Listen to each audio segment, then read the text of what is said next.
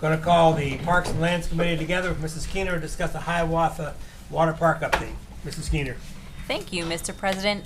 We have gone through our first season where we have an outside water park management company, and we also continued our partnership with the YMCA and expanded that partnership to include the schools. I know we should have had the song, but what I plan to do, oh, would it, with this committee meeting is to allow the management team to come up and share a little bit about how the year went, and then to hear from Terry, of course, to hear his numbers. We always appreciate the information that he has. And then I will allow council to have some questions for them. We were supposed to have somebody from the YMCA, but I do know that they have soccer tonight and they may not be able to be here. So if you have questions about the partnership, I think that myself or the mayor would also be able to answer those. So we'll go ahead and start with the management company, if you guys wouldn't mind. Whoever you want to have speak. Yes, come up to the mic so that everybody watching can also hear. Thank you. Hello, my name is Dr. Fred Inner. My team, I've got Connor Meichner, Mary Inner, and Chris Brew. Connor, Mary, and Chris spent an awful lot of time up here at your facility this year. When we first took over the facility, we started our work towards the end of May. Little Green getting used to how everything was going on, how the city ran their pool, and also meshing it with how we operated the pool. As the season went on, I felt like we really gained a nice rapport with the team as well as the community. We had what seemed to be a great year as far as staffing wise. I know we hired in excess of 100 people to work at the facility this year. We had lifeguards, we had many managers. We led every year on the preseason, I lead a leadership training, and I had 13 people go through the leadership training, all of which were then gone through shadow training with your facility and worked in several different roles with your facility. On the concession side, Mary was heavily involved on the concession side, and I know that there was a learning curve with some of the technology that went through with the concessions program, but it seemed like as the year went by, that streamlined. I think that through discussions, there might be some nice options for the community to improve and maybe improve their revenue on the concessions and front desk areas in the future. Connor Meichner oversees our lifeguards, and he was also one that spent an awful lot of time in your pump room with water quality. We did work with the Department of Health this year, and we were able to go through your lifeguard staffing plan and have some reductions involved with the plan. However, a lot of the reductions were very, very heavily based on attendance at the facility. So we had to be very careful in how we operated your pool based on attendance so that we maintained proper safety levels at all times. And then Chris Brew, he's my maintenance director and vice president. He oversaw a lot of what was going on in the pump room to make sure that things ran fluently every day. I felt like we had a really good year. I felt like the relationship with Mount Vernon was incredibly successful. I felt like we were received very well by the maintenance crew as well as the finance department who worked with us on concessions and gate. The mayor was very helpful with us in the very beginning, trying to get the message out to the staff, the importance of working within the community and the aquatic water park facility. And we thank Amber as well for giving us the direction. Really don't have much more to add. Okay. I'll let Terry talk and then we'll do questions too. Thank you.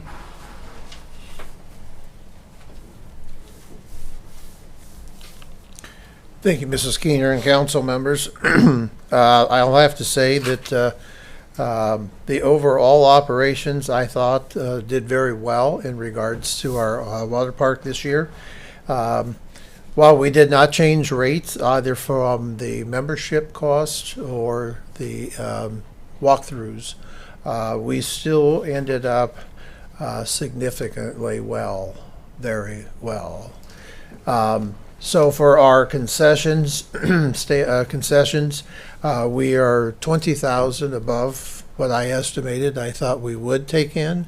And in regards to memberships and walk-ins, we did we did 30,000 above. So an overall increase of 50,000 based off of the estimate that which is pretty comparative from year to year to year. It really doesn't change that much. This is really a change, and without doing any modifications. I think perhaps maybe this group behind me could have been the asset to that in helping and being able to actually, market our product as well. I think that's always a good thing to do. Being a first year, I thought this has been extremely an asset on regards to that.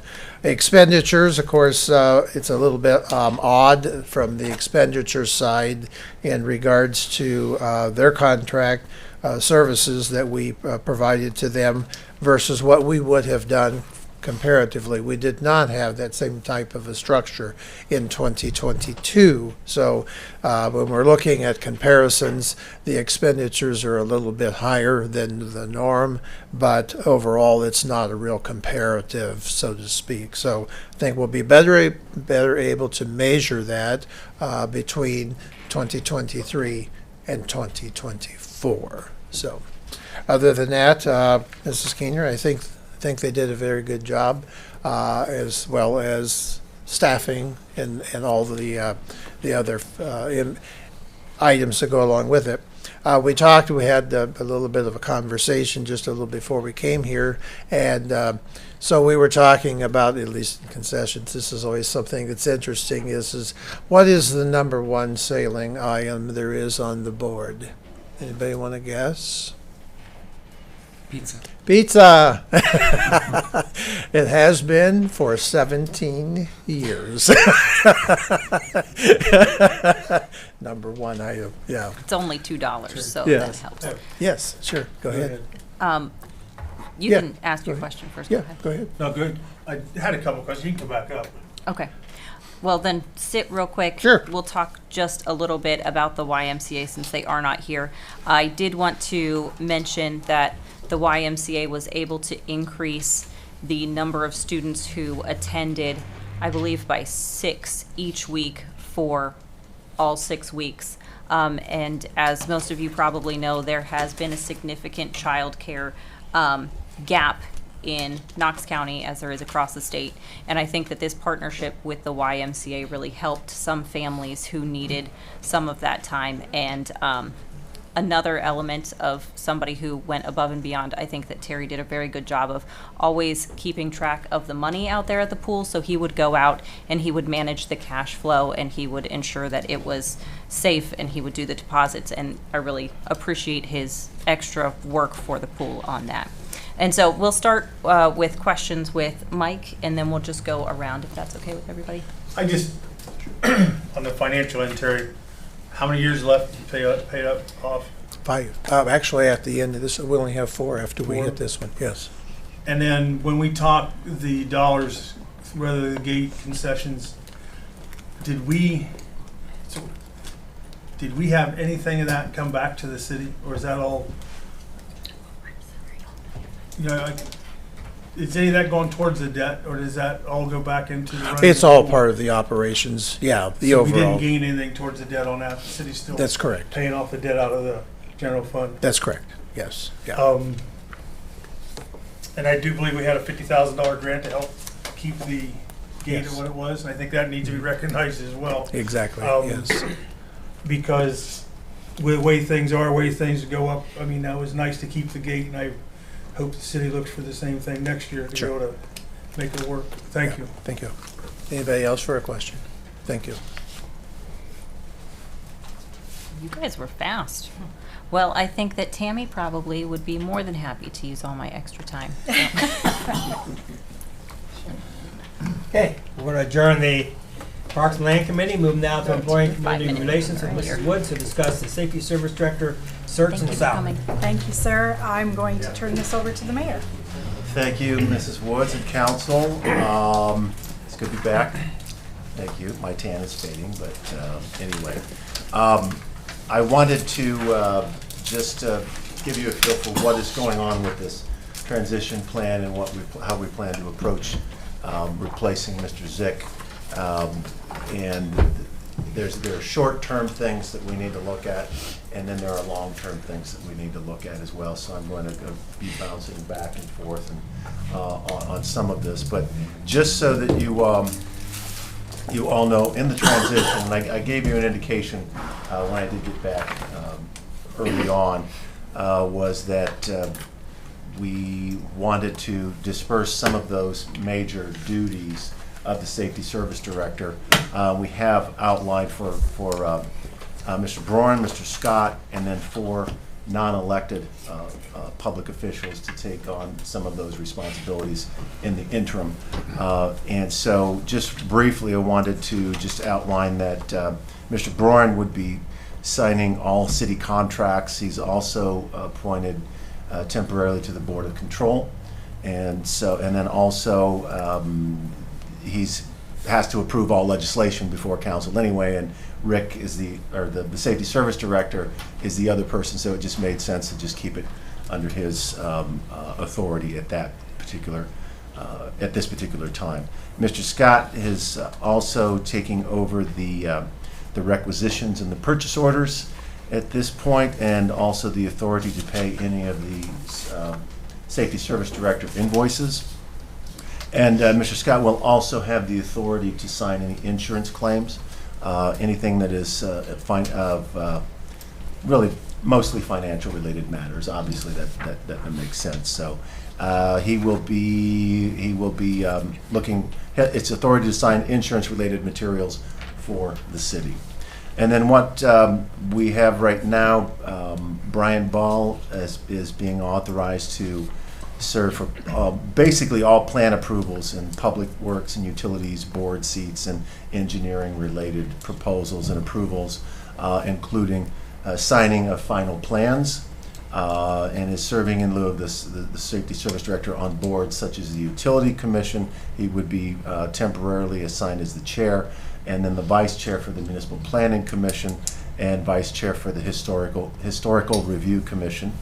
And then there's going to be a lot of coordination with the Public Utilities Department that is basically already doing, and it's just, our dynamic duo is here. So anyway, it also made sense for us to assign some of the zoning things to Mrs. Blankenhorn in our development services, and so we will have her to have the authority temporarily for final approval of all zoning and other permits. If things do get sticky, or there is something that she's uncertain on, then she has the option to call Rob and I to go over any of that. But she's probably forgotten more than I'll ever remember with the zoning code as it is. But anyway, she will also have the authority to issue orders from the zoning enforcement officer.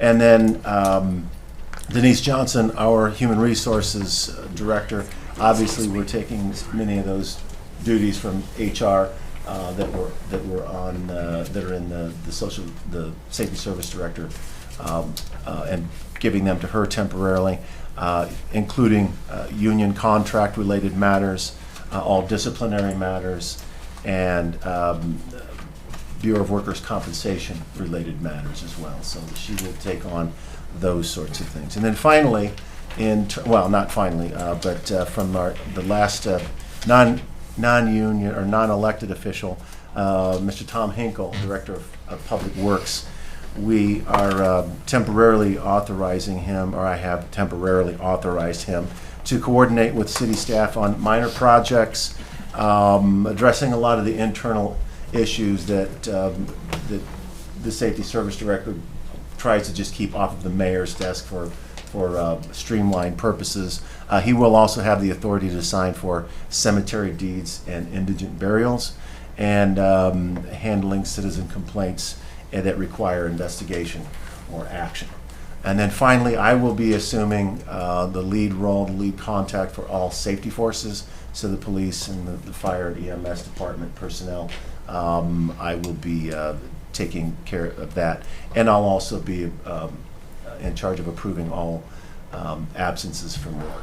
So it spreads a lot of this out, and so related to that, we've met with Mr. Scott this afternoon, and we wanted to, for the non-elected officials, we wanted to take what the salary is and split that up in the 4 people who are taking on these extra added responsibilities just for the interim.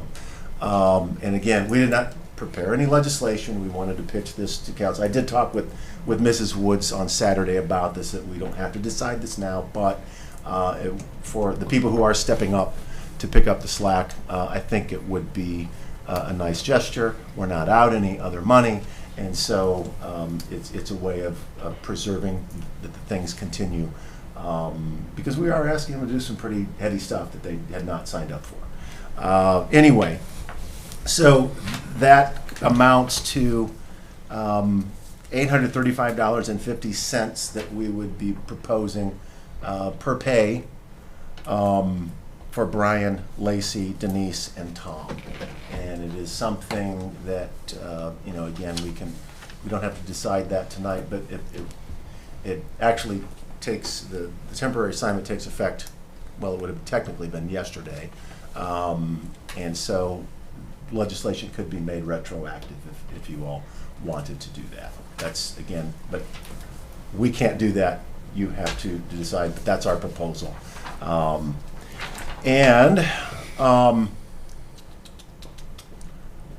Okay, so that's the transition plan. Yeah, go ahead. Can you just repeat the dollar amount? Sure, one more time? it's $835.50 And that's per- for each person? for each person, and that's per pay. It's until we fill that position. Yeah, Mike, You answered the question. So once we fill the position, that's done. that's done. So basically, it's an additional $1,670 a month into there. We get paid twice a month. Yeah, yeah. So, that's the transition plan. And the search, the advertising and the recruiting, I mentioned to you in my first email when I returned that I want to do a search, and I'm rather that we're looking at all different type of search opportunities, but we have time, money, and the right person, and they're all mutually exclusive goals. So we're really trying to not spend needlessly any extra money on this, and not have to hire a firm, a search firm to do this. There are specialists who do this, and so right now there will be a very small search committee where we will reach out, and we will advertise locally, but we will also advertise through the region, through different trade associations and so forth. And we have written an advertisement that I think has gone out. I think Denise put it out today. And we've had some people who have applied, just they knew, and so they dropped off their resume and have applied for the position. So this is one of the top 2 most important decisions that I will make for the city, and so obviously we want to get the right person, and we want to continue to move forward. We've made a lot of changes with, working with Rick. We knew when we came in, restructuring was a number 1 thing for us. We wanted to make sure that we were able to do that. And Public Works is they're rocking it out. They're just killing it. They're doing an extremely great job, and that structure has been, I think, the big part of that. And so thank you for council, for those who helped approve that table of organization. The public utilities has been another one that we have recently spent some time on, and we're nearly, I think, to the most ideal situation. But our utilities are working, I think, very well. Distribution and collection are out there. They're busy. They're hitting it. They're being very productive.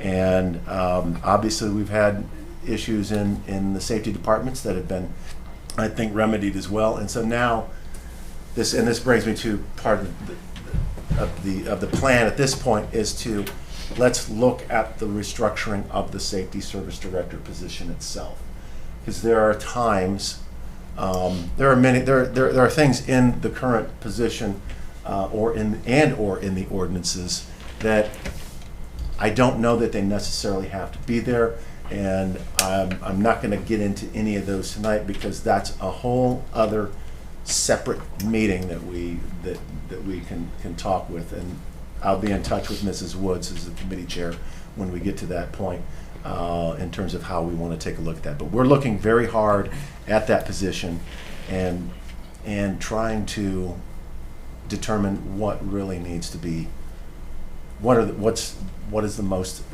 important things that we need to make sure that person's doing, because no matter if you get Superman in there, they cannot keep up with everything that is demanded of them or outlined in that.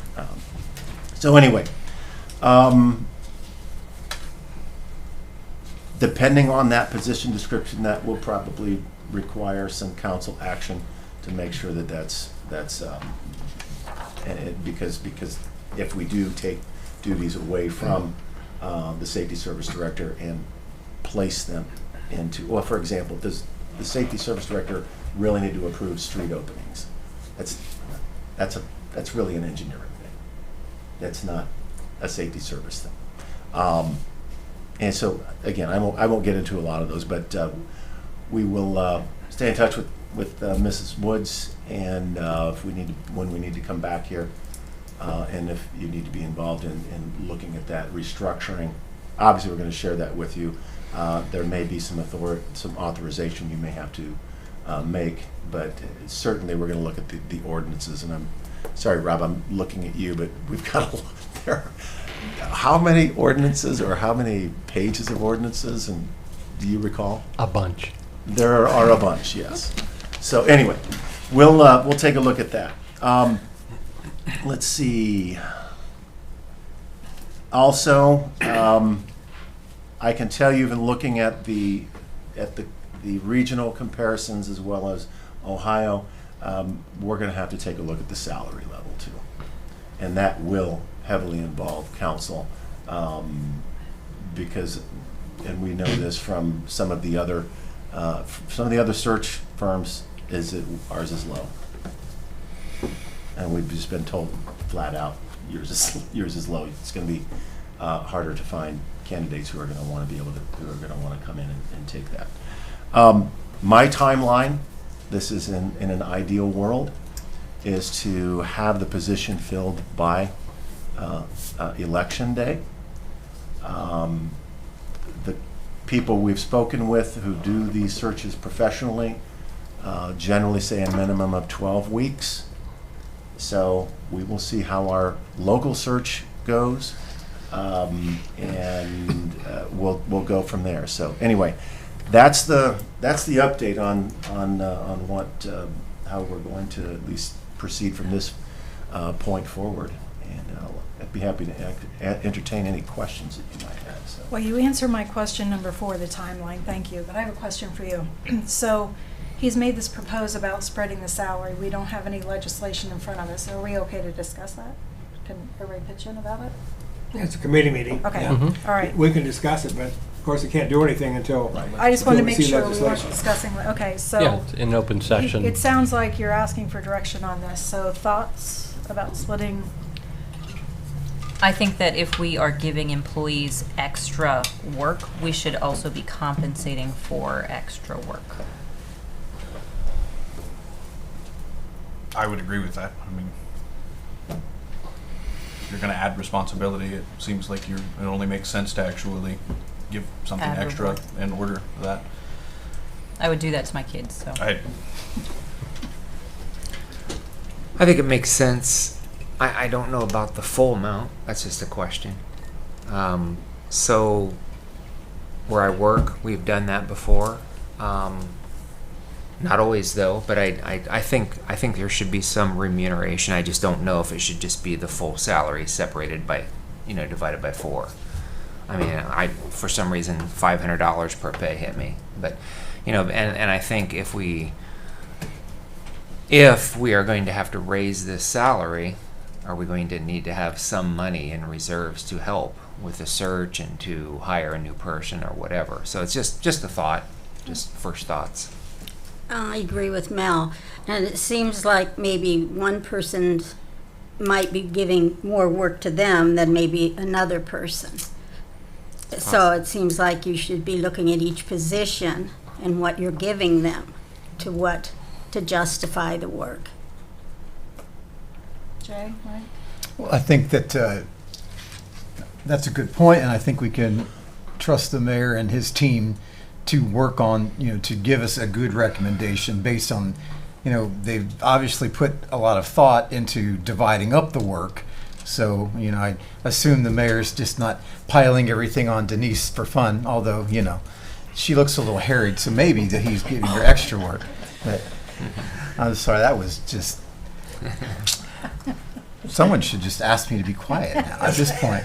My point is, I think we should trust the mayor and his team and not micromanage them to the point. I like the idea of, if you're going to ask someone to do a significant amount of extra work, that there should be a stipend or pay, something to the effect. The details certainly can be negotiated. Back to Mel's point, as far as dividing it by 4,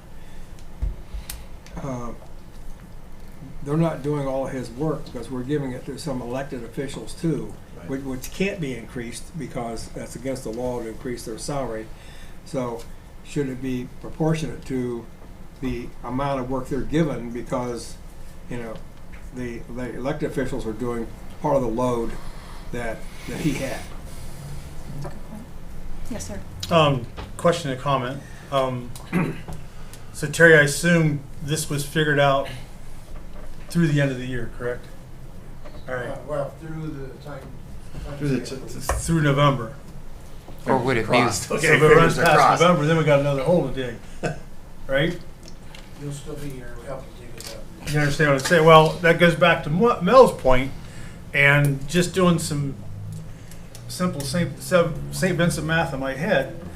If we did a $500 across the board, that would pocket roughly $10,000. In case we ran past November, and it doesn't, and you could possibly use it towards the next income of the next. I'm just thinking, instead of tightening it right down to come November 1st, well, people we've interviewed too, they didn't like the money, we need more money. We've been that road how many times? And then the comment, if we can, on the salary that we're going to talk about, if I could do that now. I sent an email to Mr. Ball where I heard him on the radio when this all started, and comparing Hoover Heights to Mount Vernon and how much more money, it's at $160,000. That's what was printed, than what Mr. Zick's going to get by going to Hoover Heights. So I did some looking into census, and Hoover Heights has 43,000 people, rounded. A median income of $69,000. Mount Vernon has 17,000. Median income 47,000. There's $22,000 difference there. If you take, that 22,000 times that income times the population difference, that's quite a bit of difference in tax base. Huge difference in tax base. So then I looked at, I just thought, how safe is Hoover Heights compared to Mount Vernon? So I Googled it, and it says, and you can believe it, what Google says or not, but it says relative to Ohio, Hoover Heights has a crime rate that is higher than 81% of the states, cities, and towns, all sizes. So I think Mount Vernon's a little safer too, and sometimes you can live for a little less. But I think we got to look, oh my God, he's making $160,000. We didn't pay near that here. Well, there's reasons for that too. So just the thought going forward. Thank you. Well, thank you for your comments on the splitting the salary. I'll keep that in mind as we talk. The restructuring thing, I had a question. So if the goal is to restructure that job, but you're already doing the search, how does that work in discussions later with us? I don't know. I think we're gonna be juggling a lot of balls at the same time, and so obviously we're gonna have to dissect this. We're gonna have to start with the ordinances, because that's really where the basis for a lot of this stuff is, and then also what the current position description reads, which we have, and it's pretty general. I mean, there are some specifics in there, but there are many things that aren't referenced in that are very specific in the ordinances. So when you get to something, it's like building a new, when you have problems with the car, you have to go back to the design. And so that's where we're looking. We've redesigned, like we redesigned public works, public utilities, somewhat in engineering, and somewhat in the safety forces. It's time to redesign this particular office as well. So anyway, I don't know the answer to that yet, Okay. but it's something that like your help on. Okay. So, And then you're dividing up the responsibilities with like a resolution, like the resolution authorizing and directing the safety service director to prepare and submit a job application with a Knox County engineer. So you're dividing it up, but the resolution doesn't say that. So how is there some sort of concrete thing saying, Yeah. here's how it's divided, so we know how that's done? go ahead. What the mayor has done is he has, we've signed a document divvying up specifically, and so all of us have signed that these are the specific duties that the safety service director did, and that for purposes of these certain duties, we are acting safety service director. So for purposes of signing the control board documents, I sign as acting safety service director for that specific. And so there are specific documents that have those authority laid out. It's an appointment letter essentially outlining exactly what those tasks are. And so, and they take an oath and sign it. I reframed mine. Yeah. So I've been asked this question, and I'll just throw it out there. You don't have to answer if you don't want to. Is there a reason we didn't ask him to stay until it was filled? Was there a way to? I don't. If they wanted him right away, I understood, and it was a deal breaker, and so, Okay. what are you gonna do? Okay. I'd rather put my effort in trying to find his replacement and coming up with a plan rather than, yeah. Okay. I would have liked to have had him a couple more weeks personally, but. Okay. Anyway, we're still open. Any other comments, Just- questions on this topic? Just a clarification, so we've put something out, I'm looking at Denise, and is Did the what ad we go out put out today? there, is that the current job description then? It's, well, the job description is different from the advertisement. Okay. Okay. The advertisement is making it more about the person that we're looking for. And the job description is more about the job itself. So we're trying to find the right person fit for this is going to be that's everything. So does that answer your question? Yes. Okay. Thank you. That's all, sir. Thank you. Yeah, 2 more minutes. I know. Okay. I give. We're going to give those up to you. So we're adjourning that committee. We're going to go back to employee community relations, Mrs. Wood, to discuss the HR interns. Thank you. I know some people had some more questions, so if you want to come up and see if.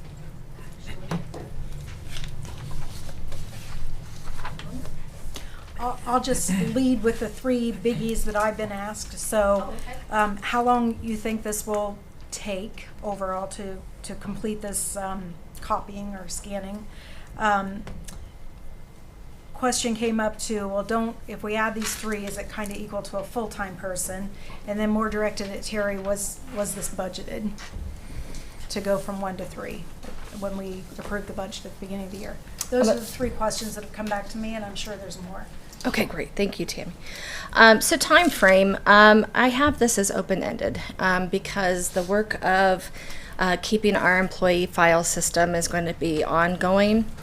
But I also want to bring attention of the whole position, these 3 positions, they're not just employee file scanning. It's going to be broader, that will help the HR department as a whole. In marketing, and I'm going to have Miss Kate, she's going to talk to you a little bit more about her experience with the HR department. So, like I talked to Jay earlier, so he thinks that, I should let you know more big picture of, what HR interns can do other than just scanning files. So, there's a variety of different, like compensation, marketing, and a variety of different things, advertising, talent management, and much more. Okay, so before we take up a whole bunch of my 10 minutes with that, I think everybody understands it could be other things, but it has been explained to us this is for scanning a personnel file. So again, the question was, how long do we think it'll take to scan the files that we currently have? I don't know that it'll be as big a job once we get everything scanned and we're just trying to keep up with new. It's actually going to be more. Kate started with us the beginning of the spring of 2023, and we are just now currently completing current files in the police department. We have not gone through all other employees with the fire department and so forth and so on. And that's just current employees. We still have files and files of former employees. Okay. So to give you a timeline, I feel like I would be misleading you. Okay. I have a follow-up question, though. Was she here this summer doing this, or was it in the spring for school, gone for the summer, and then back? It's been ongoing. So Miss Kate, she has been with me since she was here for the spring, and now she's returned for the fall. And so then Gina, she was from the university, the Nazarene University, for the summer. So I've had 2 interns. Had someone steady. Okay, thank you. And so budget, yes, I do have the current funds in my budget for these. And if you don't mind, I would love to introduce Miss Kate Beck. She is our Kenyon intern, so she would like to say a few words. Hi, it's nice to meet all of you. My name's Kate Beck. I'm from Chicago. I'm a senior at Kenyon.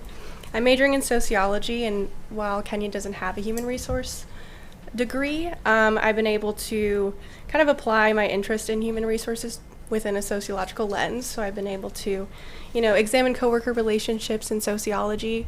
This is my 3rd experience in HR. 2 summers ago, I worked as like an HR generalist intern at a startup. So I was able to really help them write down all the processes that they do, which was really a valuable experience for me to be a part of something that's being started up. And I know the HR department here has more so recently started, so being a part of something like that is also very invaluable. I worked last summer in another HR role, but more focused on training. So I'd love to be able to use that experience in my time here. The employee file project has been very extensive. I think it's hard to get a time frame on that because the police files have a lot more in them than a lot of the other employees here. So the police department did take a lot of time, but I'm really hoping that the rest of the employee files will be a lot easier to scan and put into an online filing system. I would really appreciate more hours to work here so I could do more projects outside of the employee file project. This is a bunch of papers I got from Denise that I can start working on soon. But this has been a really great experience to work here. I feel so much more connected to the Mount Vernon community than I did in my first 3 years at Kenyon. And honestly, it's hard to find internship experiences that are actually in person. So I really appreciate my time here so far, and I look forward to continuing my work here. Thank you. Terry, do you mind if I ask you, so do you feel confident in the budget for continuing this going forward at this increased level? Sorry.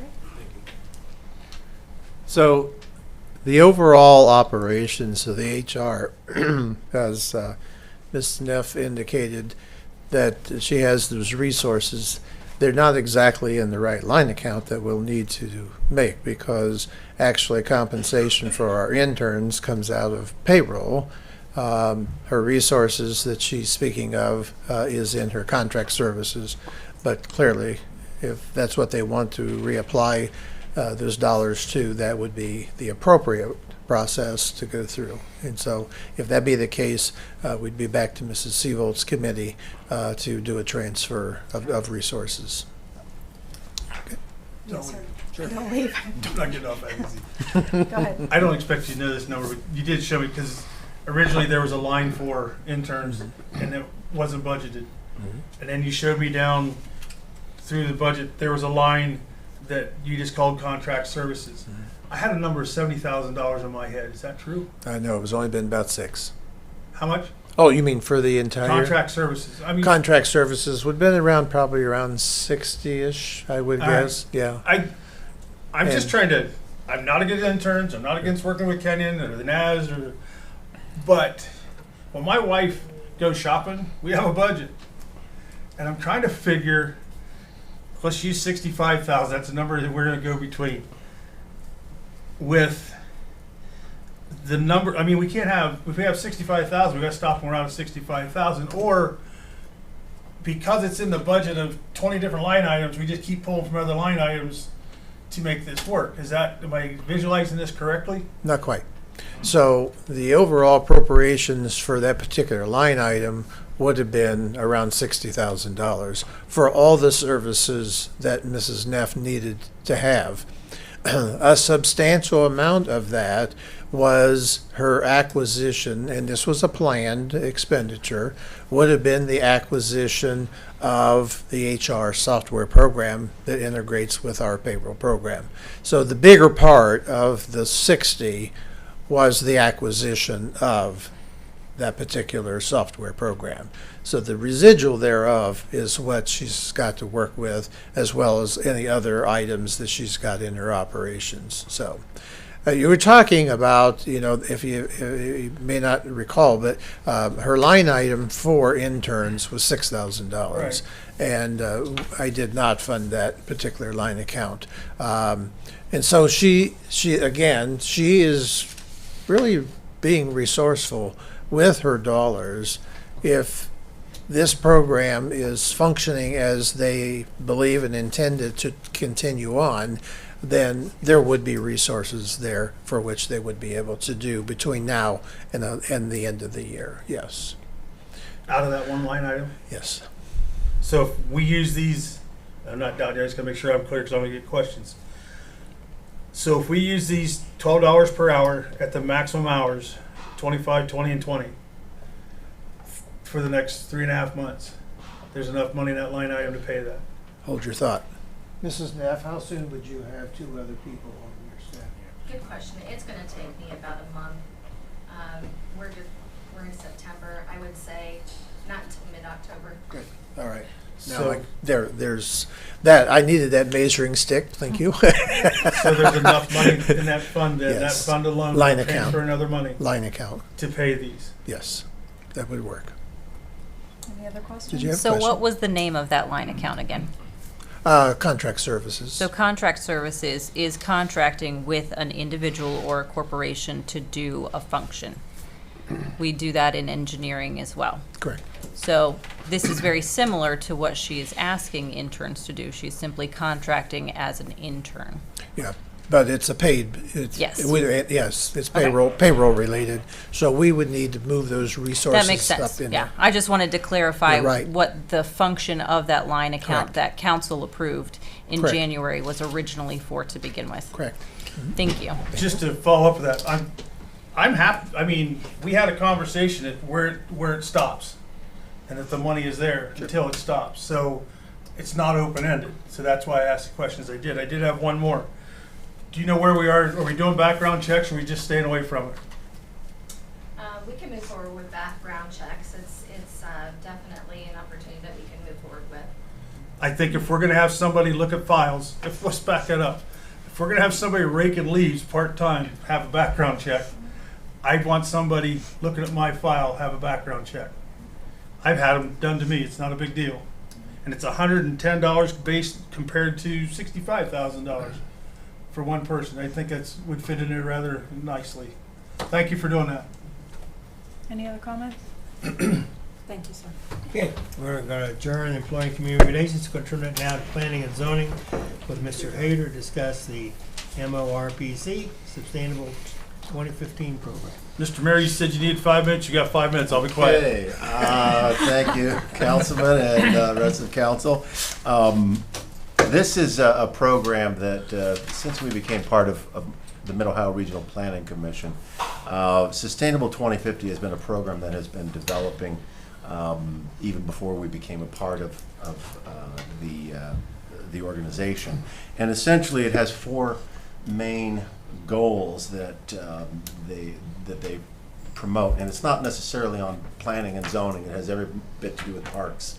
It has every bit to do with utilities. It has every bit to do with roads and sidewalks and so forth. But we're talking about obviously working toward a better future, but looking at issues of improving air quality and reducing climate change impacts to protect public health and the environment. The second is to protect and preserve natural resources to support a healthy and resilient region, and we're doing these things already, and we can talk a little bit. I have a couple of examples that I'll bring up at the end. But also improving the quality of life for all residents by creating sustainable and equitable communities, and promoting robust, inclusive, and sustainable growth and development. So people who our residents, our community has access to resources, but what are we doing to make sure that they are able to get to the health department for the health, or the federally qualified health clinic? What are we doing to make sure that they can get to the grocery store? What are we doing to make sure that they can get to get their basic needs taken care of, get to the parks, and get to their places of employment or recreation or homes and so forth? So that's what we're looking at. It's really a bird's eye view of what we're doing. We're doing some things. We're looking at some sustainable measures with our lime and our sewage sludge and those sorts of things. What can we do to make those sustainable? How can we make those actually pay off for us? And so we get there's member recognition, and I gave you a list of, I think I gave you a list of communities who are participating in this. It costs us nothing. And excuse me, to participate, it requires a resolution passed by council, which we prepared and stuff for the second reading this evening, and then assigning 2, as they call them, champions, and we'll be asking that I would be the person, since I'm already attending the MORPC meetings, and I'm a member of the Sustainability Committee. It would be me, and then Quentin Platt is really interested in this, is sort of in his wheelhouse, and so we think he would be another dynamite person to be able to attend. So we do have a sustainability committee meeting that we're going to anyway next Wednesday, and so we'll be there, and you get a front row seat. The other thing I think that's really important that this program offers is it harnesses the region's ability to leverage funding for different projects that are important to the region, not necessarily just Mount Vernon, but when a company sees that this entire region is committed to these 4 principles, that speaks volumes. And so we want to attract businesses that are going to plan for a sustainable future. And so I think it's a nice feather in the cap. It's not a competition, although they do have levels that you can get involved into this. Great. It's just more reporting that's required. But we're doing several things right now that we should be participating in this. And right now, Knox County, no one from Knox County is participating in it, and I think we have a chance to lead. Mr. Mayor. Yeah. Question real quick, and then I have a question at the end. Thank you, sir. This sounds interesting and good, and as you say, we're doing some of these things already. It talks about committing the community to move towards sustainability and equitability. I guess those are good words and good plans, but are there details or are there things that we would be obligating the city to do over time that are involved in this, or is it more just a plan? It's really a philosophical approach on how we want to approve it. And I guess another major value that goes along with this is that all of these members have their own stories. In fact, some of these communities have created their own sustainability committee to take a look. It's very, I think it would be Shade Tree and Beautification is essentially doing some of our sustainability work already. The Bee City USA is doing some of our sustainability work already. The utilities are doing some things. Engineering is doing some things. So it's a philosophical. It's a way of moving forward and valuing how we want to care for the future. So it's not. I wouldn't say it's locking us into something like that, but it means something when we invest in sidewalks so people can get to the health department to get their immunization shots. It means something when we can connect people to resources who do not have motorized vehicles, and so that's really what we're looking for, and that's also, by the way, what we like to share with developers. Mr. Mayor, Yes. I am going to give this a second reading. This is our first piece of legislation. Council, do you feel we need another committee meeting, or do you want to discuss it after the third reading on the floor? All right, so we'll take it to third reading with discussion then. And I hear you say it didn't cost us anything? Not a dime. All right, so email you. I'm sorry, we're over. That's fine. Thank you. We're almost over and into the next. We're adjourning that committee. We're going to move down now to Mr. Severance for something that was added today regarding the some contracts for the new courthouse and the police station. Yes, thank you, Mr. President. Mr. Ball is coming up here to talk to us. These are going to be two resolutions, 78 and 79 tonight, and I'll let Brian take it from here. Great. We are asking just for first reading. Get this out in front of the public. The judge has put a committee together to work on the new court facility. Hopefully, many of you have had a chance to tour our existing court, law, and police department. You see that it has some issues, and it is exceeding its life expectancy. So, with that group, we have preliminary planning documents for the court and the police department. So we would like to roll some of those out for the next council meeting. We would expect this to go to all three readings. Then we can also discuss having a public involvement session that would be outside of a city council meeting, perhaps something more comfortable like the station break, where people are more interested in the police, they can look at that. People are more interested in the court, or they can look at both and answer questions more in a person-to-person setting. So we're working with the mayor to kind of schedule something like an open house for the different concepts we're looking at those buildings. So, questions? So when we talked about this initially, we talked about moving the utilities and the tax department over here to the new annex. Yes. So give me a time frame, what we're talking about as far as the annex, and as far, I know the court's a bigger project, Mm-hmm. but where are we as far as the annex and as far as that move, and I need a time frame. Okay, so and where's the police fit into all this too? So the annex building, because of funding, we didn't start the planning part of that until this year. So it's about 9 months behind the other projects. So we will bring forward the annex building, but we don't have those concept drawings and the schematics ready. So we don't want to bring something to council that's not ready. So the idea is it's going to take us at least 2 years to design a police station and a courthouse if, if we don't want to rush. If we rush, we get a lower quality product and it costs more to build it. So when we've met with the judge, we set sort of a 5-year clock running probably, I don't know, 6 months ago. So hopefully we are at 4.5 years till we could be moving into a new court and police station. But we have to keep the process going. So as we've completed the planning study, the next step is to start design. So what's the time frame for the annex? We're going to hope to catch that up because it's a smaller facility.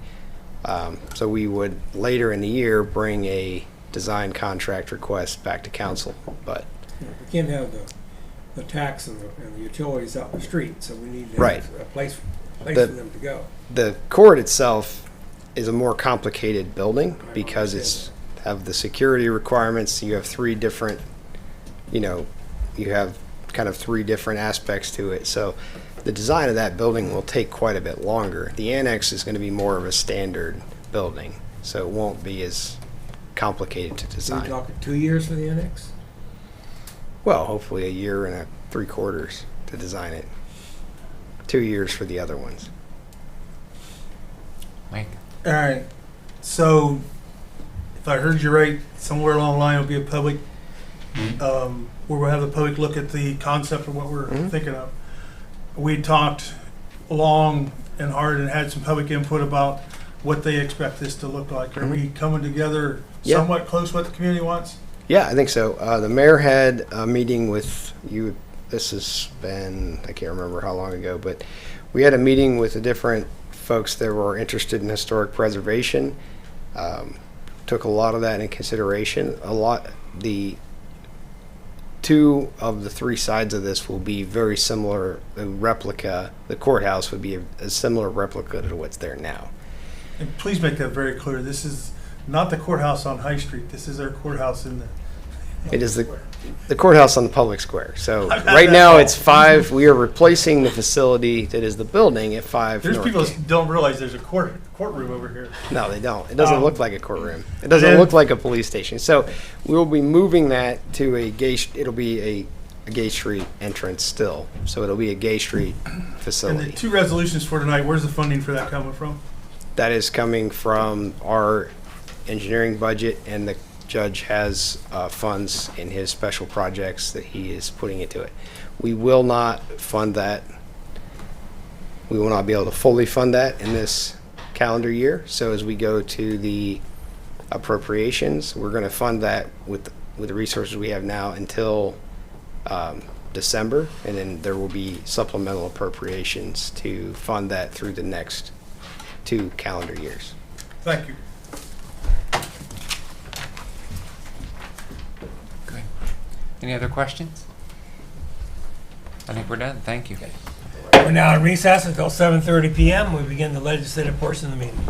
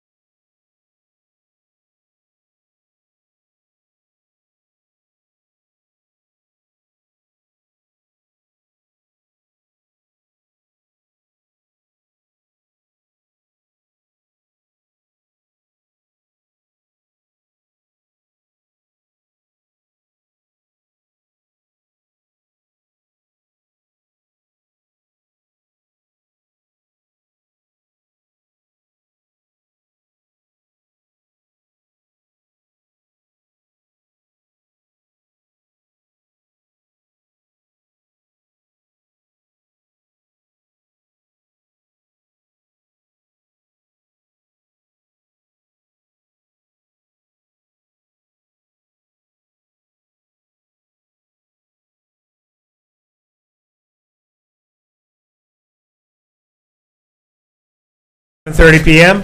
We're going to begin the legislative portion of the meeting. Mr. Hill, please call the roll. Mrs. Woods. Here. Mr. Ruckman. Here? Ms. Keener. Here. Mr. Hillier. Here. Mrs. Siebel. Here. Mr. Severns. Here. Mr. Mahan. Here. We are in session. The invocation this evening will be given by Lucian Baker from Christ the King Church. Please rise for the invocation. Remain standing for the pledge. Pastor. Father, first of all, I'd like to thank you for the privilege to call upon your name. I thank you, Lord God, for the privilege to serve as a chaplain for this county. I thank you, God, for so many things, because you've kept our country strong. We've all had disappointments and difficulty and hurt, especially on this day. We remember it well. But Lord God, you've abled time and time again to raise us back up and remind us that we're not alone. You're with us. Lord God, I ask your blessing upon this assembly, that they might carry on your business, Father, without being afraid, because of the wonderful country that we live in. God, have mercy upon us all and make us wise in your work. In your marvelous name we pray. Amen. Amen. Thank you, Chaplain. Thank you for serving as a chaplain. I pledge allegiance to the flag of the United States of America and to the republic for which it stands, one nation, under God, indivisible, with liberty and justice for all.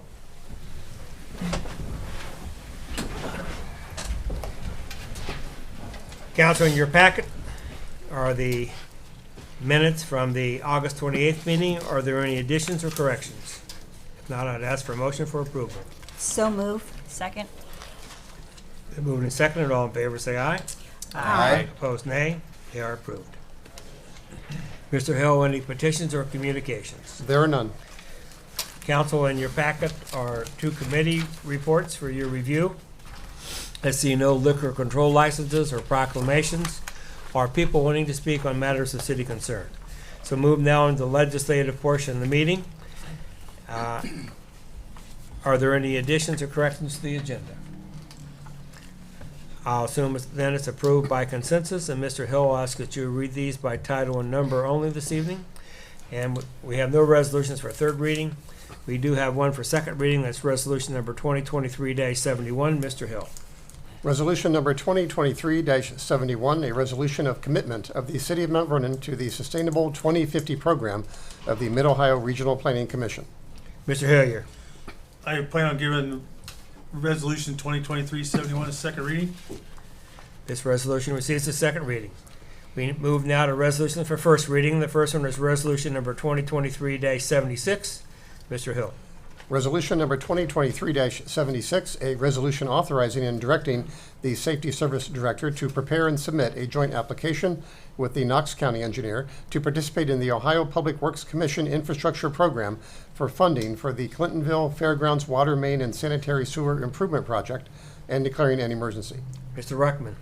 Yes, thank you. I move to give this its first reading and request a 15-minute committee session at the next meeting, please. This resolution receives its first reading. Move now to resolution 2023-77. Mr. Hill. Resolution number 2023-77, a resolution confirming the mayor's appointment of Ann Ellsworth to the Municipal Planning Commission to fulfill the unexpired 6-year term of Julia Warga and declaring an emergency. Mrs. Woods. Thank you, sir. Mayor, can I assume you'd like to have this done tonight? I'm sorry? Would you like to have this passed? It would be great if you could. I move to suspend the rules requiring 3 separate readings and take resolution 2023-77 to its third and final reading. Second. And moved and seconded for the suspension of the rules. Any discussion on the suspension? Mr. Hill. Mrs. Woods. Yes. Mr. Ruckman. Yes. Ms. Keener. Yes. Mr. Hillier. Yes. Mrs. Siebel. Yes. Mr. Severns. Yes. Mr. Mahan. Yes. The roll is suspended. Mrs. Woods. Thank you. I move to adopt resolution 2023-77. Second. Been moved and seconded for the adoption of this resolution. Any discussion? Mrs. Woods. Mayor? Thank you, Mrs. Woods and council. Annie, as she prefers to be called, Annie Ellsworth is a long-term member of the community. She works at Kenyon College. She has family going through the Mount Vernon City School District. She is someone who I thought of would be a good fit for Municipal Planning Commission to replace Mrs. Warga, who moved on to another position out of the county. And so, and actually I said, why don't you call Julia and talk with her about the job too? And so the two of them spoke, and Annie's really excited about getting involved in city planning. And so she's energized, and we spent about an hour talking about the Municipal Planning Commission, and so upon approval, we'll start her onboarding. Any other discussion? Mr. Hill? Mrs. Woods? Yes. Mr. Ruckman? Yes. Ms. Keener? Yes. Mr. Hillier? Yes. Mrs. Seabolt? Yes. Mr. Severns? Yes. Mr. Mahan? Yes. Resolution is adopted. We have two resolutions that were added today. The first one is resolution number 2023-78. Mr. Hill? Resolution number 2023-78, a resolution authorizing the Safety Service Director to release a request for proposals for identifying and selecting a qualified firm or firms to oversee design services for a new courthouse and declaring an emergency. Mr. Severns? Yes, Mr. President, I'd like to give this the first reading, and I believe in conjunction with the next one, we will have a 15-minute total meeting for both of these. This resolution receives its first reading. Next resolution, was also added today, is resolution number 2023-79. Mr. Hill? Resolution number 2023-79, a resolution authorizing the Safety Service Director to release a request for proposals for identifying and selecting a qualified firm or firms to oversee design services for a new police station and declaring an emergency. Mr. Severns? Yes, again, we'll give this a first reading tonight. Thank you. This resolution receives its first reading. We now move to ordinances. The first ordinance is ordinance number 2023-32. Mr. Hill? Ordinance number 2023-32, an ordinance to create the positions of Human Resources interns and declaring an emergency. Mrs. Woods? Thank you, sir. I move to adopt ordinance 2023-32. Second. Been moved and seconded for the adoption of this ordinance. Any discussion? Mrs. Woods? So we had a prior committee meeting where we learned this is budgeted. She gave a pretty good description of what she wants to do with this through the end of the year. Does anybody else have any other comments or questions? Yes, Mr. Hillier. Thank you. I am more comfortable with it now, since we actually put an end date to it by the budget, and we actually know what the number was in the budget. I'm glad to see that we're going to have the background checks done. I think that's very important.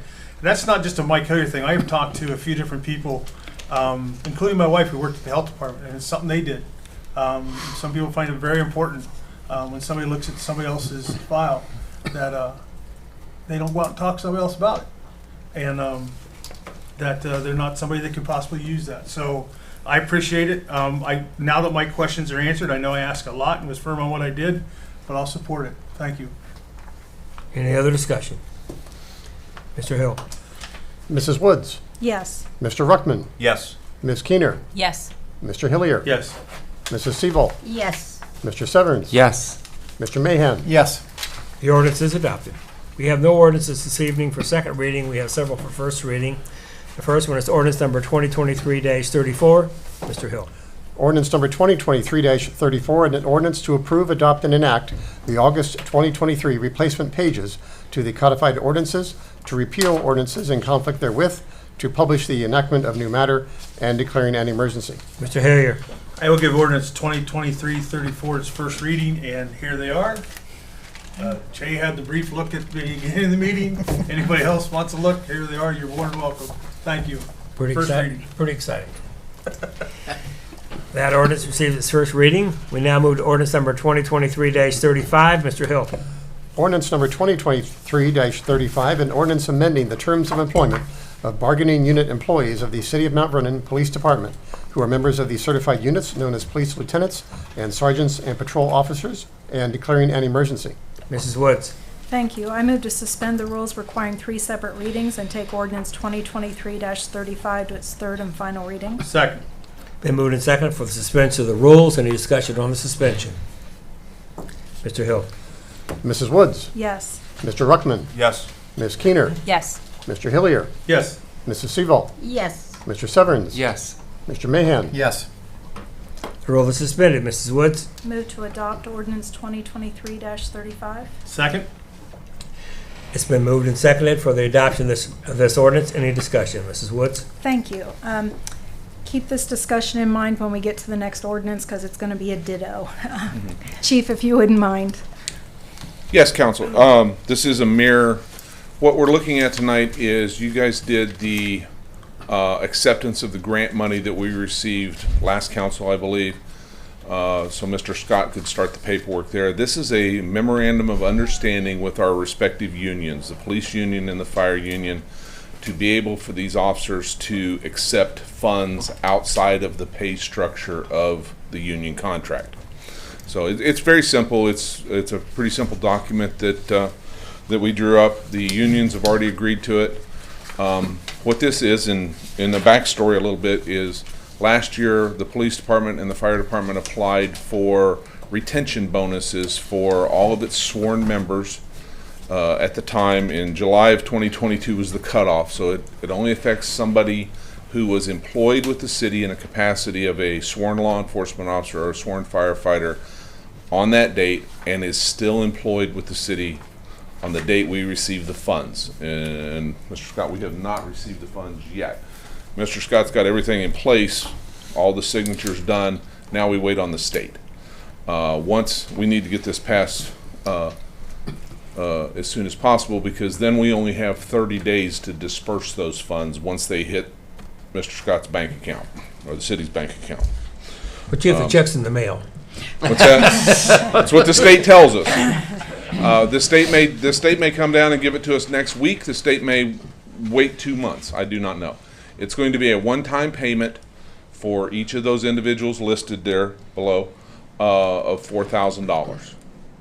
And the state came up with that number however they did. Originally it was 10% of what their earnings were for the year.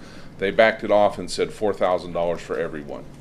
We're a part of about 160 other organizations that also received funds, and it was consistent with that. Part of the MOU, if you have read the MOU, says that to continue to get this fund, they have to pledge to remain with the city for 12 months after the issuance of the money. If they leave voluntarily, then they must repay the money to the city, and then the city has to return it to the state. I don't foresee that being a problem, but we put that language in there because it is a retention bonus to help folks stay with us. Thank you. And I will answer any questions. Just, I had one. Go ahead. what if there was an involuntary removal? Do they lose the bonus? A termination does not count. Anything that could be we had a firefighter, I think, that's supposed to retire right close to the 12-month mark, and we're not going to ask for that individual's bonus back.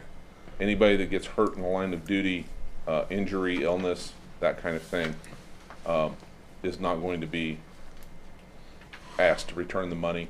But if they leave voluntarily for, say, another job somewhere else, that's when that would kick in. Okay. That's the intention of it.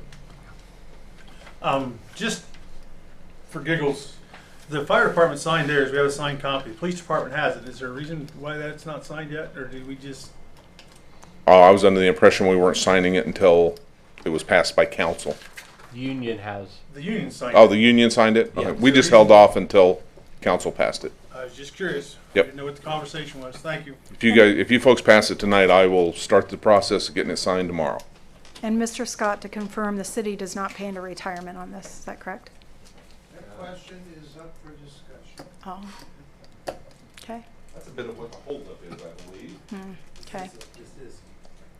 So the ARPA, the funding, which is ARPA funding, gives jurisdictions that indicate that it is not subject to pension.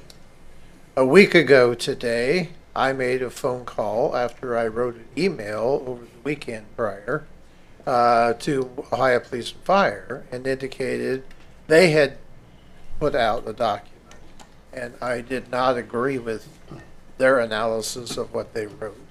And so on Monday morning, a week ago, I got a phone call from Police and Fire. gentleman, had a nice conversation with him, but I told him, I said, I'm sorry, I don't think you're correct here. And he then did some further work. I did further work because I got some more documentation from the departments, safety departments, and sent them to him. Believe it or not, I haven't heard back from him. So I'm not sure where OPNF is in that. So should we be holding off on this until we find out if a portion of this should be held back for retirement? Well, Or- we're not going to distribute any of the resources until we get the resources. Oh, no, I understand that, but we're agreeing here to give them a $4,000 lump sum. Yes. If the intent is a portion of that $4,000 would be paid into the retirement and they wouldn't be paid the $4,000, is us approving this gonna put a? It's not going to Okay. jeopardize, no, it's not. Okay. We're going to have to follow whatever OPNF. So there could be some cost to the city. There could be, there may Okay. not be. My opinion, and if you read the documentation from the federal and from the state, ARPA funding, it reads totally different than what OPNF is trying to do. Okay. And I told the gentleman, I said, I'm sorry, I don't agree with this at all. And I think that's kind of now he was very professional about it, but he indicated that, oh my gosh, maybe we probably ought to go back and look at this again. Okay. Their position is it's income. It's subject. I said, well, it is, but I think there's another jurisdiction higher than you, the federal government, that's got directions there. So thank goodness we don't have the resources in the Treasury just yet, because that clock, the 30-day clock, as the chief indicates, it will start ticking. So it's best, we're biding a good time on this right now to try to get this resolved and determine whether or not it actually is or is not. From there, we don't know yet. Thank you. This is going to be an issue that Ohio Police and Fire is going to deal with statewide. Oh, it will. So they're going to have to come down with some type of guidance for us, and we will fall in line with everybody else when they finally do it. It just doesn't seem right that the federal government gives us money to give them, but then it's a cost to the city. So, like as I said, I realize the federal lays a little bit higher than we are at the state level. Even though it looks like it would be non-compliant with Ohio law, but I think it's one of those, as we often see in some of our grant programs that we get federal funds, there's always strings attached, and you have to follow those things. So that's why I reached out on behalf of our community, saying, I'm sorry, I don't think this is correct. And now I can see that they're taking another look at it as well, going, well, okay. Thank you. We better think about that. Thank you. As long as it's legal. Yeah. Any other questions? Mr. Hill? Mrs. Woods? Yes. Mr. Ruckman? Yes. Ms. Keener? Yes. Mr. Hillier? Yes. Mrs. Siebel? Yes. Mr. Severns? Yes. Mr. Mahan? Yes. The ordinance is adopted. Next ordinance is ordinance number 2023-36. Mr. Hill? An ordinance number 2023-36, an ordinance amending the terms of employment of bargaining unit employees of the City of Mount Vernon Fire Department who are members of the certified unit known as the Mount Vernon Firefighters and Paramedics, IAFF Local 3712, and declaring an emergency. Mrs. Woods? Thank you. I move to suspend the rules requiring 3 separate readings and take ordinance 2023-36 to its third and final reading. Second. Been moved and seconded for the suspension of the rules. Any discussion on the suspension? Mr. Hill? Mrs. Woods? Yes. Mr. Ruckman? Yes. Ms. Keener? Yes. Mr. Hillier? Yes. Mrs. Siebel? Yes. Mr. Severns? Yes. Mr. Mahan? Yes. The roll is suspended. Mrs. Woods? Move to adopt ordinance 2023-36. Second. Been moved and seconded for the adoption of this ordinance. Any discussion? Mrs. Woods? Ditto. For the fire department. Yeah, exactly. Been there, done that. Yeah, yeah. Mr. Hill? Mrs. Woods? Yes. Mr. Ruckman? Yes. Ms. Keener? Yes. Mr. Hillier? Yes. Mrs. Siebel? Yes. Mr. Severns? Yes. Mr. Mahan? Yes. The ordinance is adopted. The Final orders for this evening is ordinance number 2023-37. Mr. Hill. Ordinance number 2023-37, an ordinance providing for the salary scale for elected officials of the City of Mount Vernon, specifically the council president and members of council, mayor, auditor, and law director, and declaring an emergency. Mrs. Woods. Thank you. I'll give this its first reading, and can I get a 20-minute committee meeting at the next meeting, please? Thank you. This ordinance receives its first reading. That concludes the legislative portion of the meeting. We now move to remarks from administration. Mayor Starr. Thank you, Mr. President and Council. I do have a number of things I want to go through. I'll make sure that to be quick as much as possible. Thank you to those of you who were at the 9/11 memorial this morning, those of you who could make it. It was a really good turnout at the Raston Tower. Appreciated seeing the media there to cover that as well, as we take time to remember those who lost their lives in that horrible event. I also want to thank Dina Hess, who really organized the event. She's just working her magic in all these different events, and so kudos to her. A few things going on within engineering and construction and so forth. Just so you know, the Transportation Review Advisory Committee application that we were funded for, we're putting a brakes on that right now, just to let them know that that we're going to be reapplying for that in 2024. It's not going to cause any problems with the construction schedule, but we have an environmental study that needs to be taken care of, and so it's always better if we let the governing body know, hey, we'd like to apply next year and we'll still be eligible for that. So we don't foresee any problems. Our conversations with ODOT and those who are looking at this are saying, thanks for letting us know, you'll be eligible. So everything is going to be moving forward. And that has to do with the State Route 13 corridor improvements. So we are going to have speaking of the State Route 13 corridor improvements, we are going to be planning a public meeting.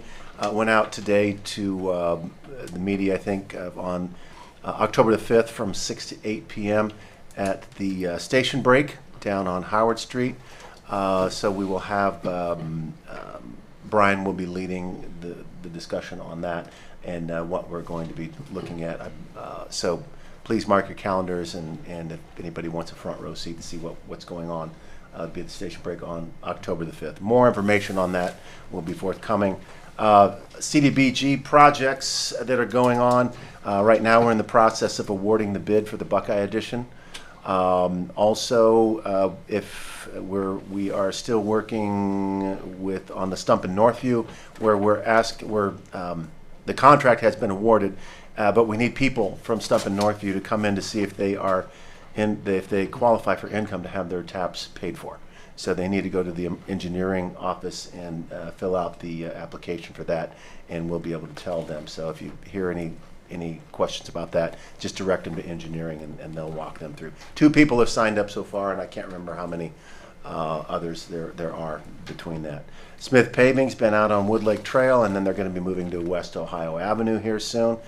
Smalls has been in the industrial park working on the drainage that has been a problem out there, and then soon we'll be switching over to asphalt.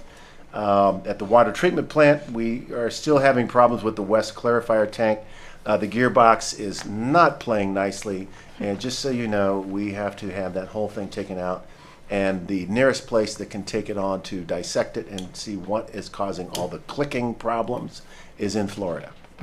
So there is a place closer in Ohio, but the timeline is nowhere near. So we cannot do maintenance on the East clarifier until we get the West clarifier working, where it's not ticking and giving us any question of, is this going to continue to be a problem or not? So that will be happening very soon.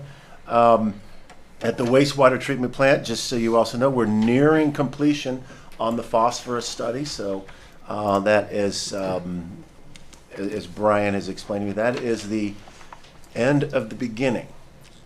Then we're moving on to the beginning of the middle, and so we'll hear more about that when here very soon. Mansfield Avenue, everything is functional. The lights, crosswalks, The only thing left to do is sidewalks, and so that will be in engineering hands. Just a caution. Now, there is there is a person who's going around working for Direct Energy, who is going door to door and has been identifying. Is it a man? It is a blonde-haired man who does not have a solicitor's permit. We did issue one to another representative for Direct Energy. It is for that person only. Right. According to the calls I got today, he was saying that the city had shut these people off from the aggregation for the electric, and they have to sign up with Direct Energy, which is not true. So if you get calls about solicitors, they should have an identification. They have to pay for their permit. We can give solicitors permits to any individual representative, but we don't just give it out for the entire company. So anyway, we'll need to know that, and if they want to, they can call the non-emergency number for the police department. But this is not the first time we've had vendors misrepresent the city in what appears to be scare tactics to get people to switch their energy. So just so you're aware of that.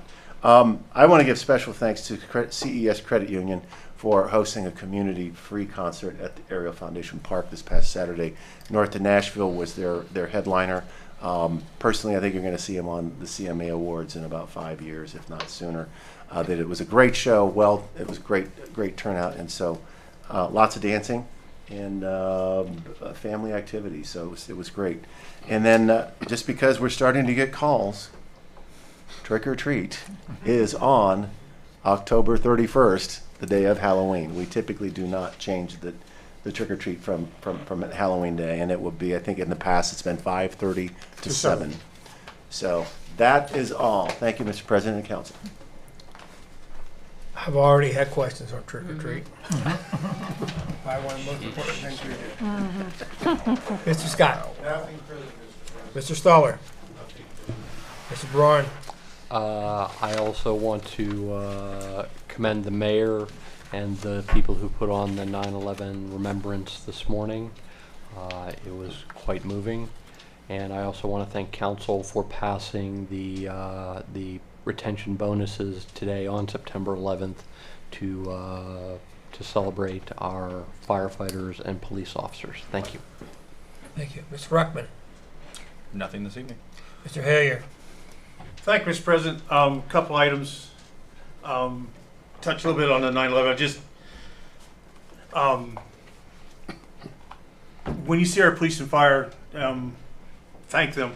You know, I work right across from Kroger's, and I've seen twice in 4 days where the fire trucks come out hot, taking off to go somewhere, and they were in there buying their dinner. And I'm always, I asked a fireman one time, I says, when you guys come out of there, I says, what happens with your cart? And he says, we leave it, we take off. Both police and fire have a unique job. And yes, we have to remember those in 9/11, something you can't forget. But also, when you see one of ours, be sure to thank them. It's definitely a different lifestyle. Mr. Scott, on this pay ordinance, is it possible that you could give us the current wages of these individuals as well? I mean, you don't have to do it now, but if you'd send it out to the next meeting, and maybe what these percentages of increases are for everyone, at least for the 2024 year. That way, some of the new ones would have right in front of them. And then last but not least, Cheryl gave me this as a thank you for the fair, but Byron Saunders Foundation, you're getting ready to start collect food again. Yes, sir. We do it, is it started yet now? We haven't seen the first. Okay, Cheryl handed me this, I'm sorry. I know Cheryl's going to talk to Pac Mill again about setting up a display. How many people did you feed how many families did you feed last year? 410. How many? 410. 410 people ate a Thanksgiving meal of 2 cans of green beans, 2 cans of corn, a can of jelly. Cranberry sauce. That was the jelly. Cranberry sauce, and there's one more thing. Oh, the stuffing. Stuffing. potatoes. But the collection with those items I mentioned, so, and they take monetary as well. So it's a short time. If you want to help out a good cause, it all goes back to those in need. Thank you. Thank you. Mrs. Woods? Well, as the mayor can attest, I didn't have much of a voice this weekend, and the fact it's held out this long, I'm not going to push it, so thank you. Mr. Mahan? Mr. Hillier, you asked me 2 weeks ago to look into the nuisance ordinance, and I reached out to Mr. Bourne, got an email back from him very quickly with the actual ordinance, read that, decided obviously I needed help understanding if that's going to be a useful law enforcement tool. Mayor helped me set up a meeting with the chief and the law director, so that's the answer to that's to be determined, but just to public comment that that is in process. Thank you for doing that. Yep. Patriot Day. We remember the first responders, law enforcement, fire, as we should. The people who go into buildings that are on fire when the rest of us are trying to get out, our special group of people, and we need to honor and remember those men and women. Patriot Day is also about civilians. Civilians who stepped up to help, the civilians on Flight 93 who fought back, civilians who provided aid and comfort to strangers. And I don't have the origin of this quote, but someone has said, when a tragedy happens, look for the helpers.